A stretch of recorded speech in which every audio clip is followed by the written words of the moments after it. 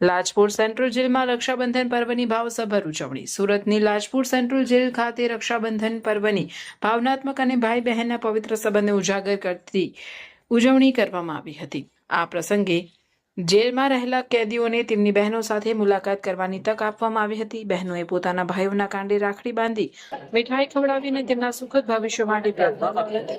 લાંબા સમય બાદ ભાઈ બહેન વચ્ચે થયેલા મુલાકાત દરમિયાન લાગણીસભર દ્રશ્યો જોવા મળ્યા હતા.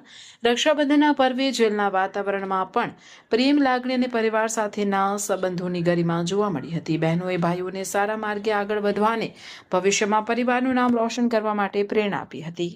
लाजपत मध्यस्थ जेल सूरत की ओर से आज राखी का त्यौहार के दिन सारे बंदीवान भाई बहन को अपने परिवारजनों से त्यौहार मनाने का एक मौका दिया जा रहा है और वो त्यौहार मनाने के लिए बाहर से और जेल प्रशासन की तरफ से कायदा और व्यवस्था की बरकरार रखने के लिए तैयारी रख के साथ कैदी के भाई और कैदी के परिवारजनों को मिलने की अनुमति दी जा रही है। कितने कैदी इस जेल में है बिना की बनवा रहे हैं?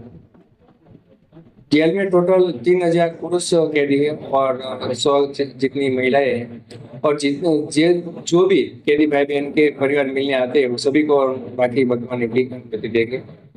सर, परिवार के आंखों में आंसू है, छोटी सी भूल कहाँ तक ले जाती है उसके लिए क्या कर सकते हो?